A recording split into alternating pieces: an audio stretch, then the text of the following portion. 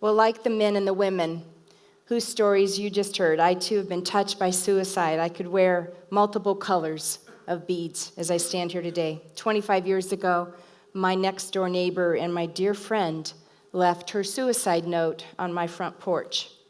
And I spent many frantic hours trying to find her, trying to stop her, trying to interrupt her plan, and I was not able to do that. Her husband called me a few hours later and told me that she had shot herself in his presence, and I rushed to the hospital where I waited by her bedside as she passed away from her wounds. 3 years ago, my sweet, dear cousin's husband, a man who was an incredible pastor, who helped hundreds of other people but couldn't bear the shame of his secret drinking. And he took his life. He hung himself in their barn, and she found him. And my cousin and I became sisters in grief as a year and a half ago, my youngest son, Matthew, ended his more than 2 decades long battle with mental illness after numerous hospitalizations and suicide attempts. So there's lots of beads I could wear. And like the people in the film, I too have felt every emotion imaginable in the aftermath of suicide. Crushing, horrible, catastrophic grief. Weeping that I thought would never stop. I've been numb and speechless with agony. There's been riveting, blinding guilt and remorse. Sleepless nights when my questions about why scream into the universe, into the darkness. Fatigue, so pervasive that there are moments that I can't even form words with my mouth or make my arms and legs work to hold me up. There's been bitter anger at mental health professionals who failed to identify his condition properly or who treated him with little to no compassion. I've had anger at God that God didn't stop him. I've been angry that Matthew left us. There's been the loss of pleasure in all the parts of life that are so good, in food, in friends, in sex, and hobbies. The world suddenly lost its color and became monochromatic. There's been aching to hold my child in my arms one more time, and brokenhearted to know that I'll live the rest of every single day of my life without him. But that's not all that I felt in these 19 months. I've also felt held in God's arms. As they referred to in the video, many people find a spirituality or faith to be instrumental in their healing, and that has certainly been true for me. I've found a new depth in my faith because what I've said I believed my whole life has been put to the test. Do I believe it? Is it really true? And when people ask me how we're getting through Matthew's death, through his suicide, the most important thing I tell people is it's through my very vibrant faith and belief in God. I cannot imagine trying to survive this loss without faith. It is barely survivable with faith. I don't know how I could do it without it. Two of the things that have been very powerful for me, and they talked about that in healing and what each of us find in our own steps of ways to heal. For me, I'm very visual. I've talked to some of you here at Saddleback about it, but I'll probably talk about it the rest of my life. I have a hope box. It was a box that before Matthew died, I filled with verses and prayers that I prayed for his healing. After he died and my hope was crushed, I had to find a way to find hope again. And so I've used this hope box, and now I've put verses in it that give me hope about the future, my family's future. This hope box sits on a table where I have a quiet time of reflection every day. But right next to it is also something that is powerfully part of my recovery.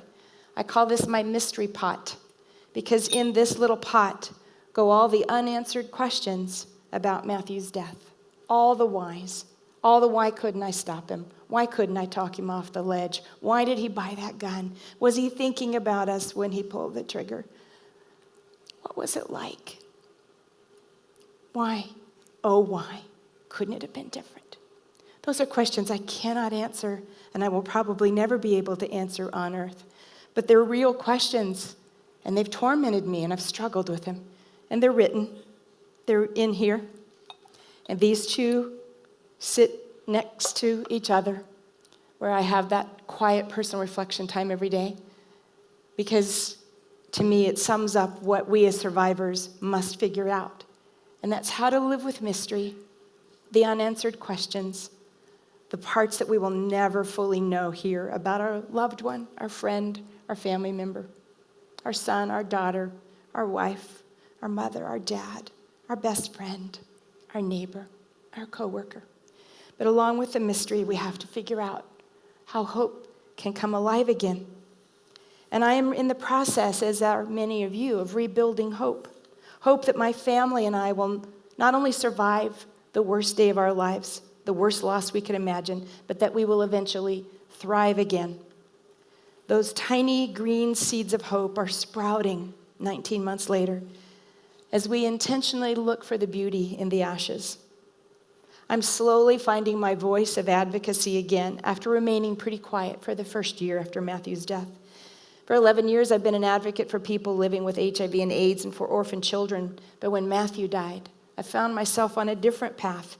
And now being a voice for those living with mental illness fuels my days. And every time I speak up on behalf of those living with mental illness, it redeems some of the pain of Matthew's loss. It makes his death less of the waste of a beautiful young man and more of the seed that falls into the ground so that a flourishing plant can grow from the buried seed. Part of my survival kit has been developing deep relationships, and there have been a few friends who have chosen to walk this road with us, to listen to our pain, to weep with us, to remember Matthew, to pray for us, to do practical acts of kindness and service, and who encourage us to keep hope alive. We have not grieved alone. We have not isolated ourselves. And one of the tools for you as you go forward is relationships, to establish safe people, people who will let you be, people who will not tell you to move on, people who will not tell you to get over it, people who will not tell you it's been long enough, people who will not say, well, at least you had him or her for this long, people who will not say, well, you can do this and you can do that, people who will let you grieve and mourn. And this is a safe place for you.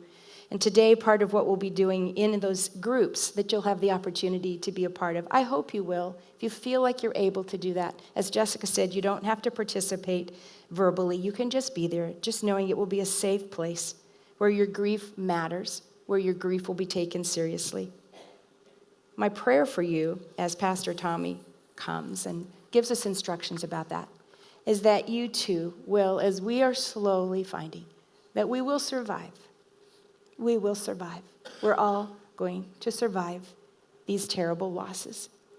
But my prayer is that we will begin to thrive again, day by day, an inch at a time, moment at a time, until those fallen seeds that are in the ground will flourish as beautiful plants of hope, and that there will be beauty for ashes in our lives. God bless you.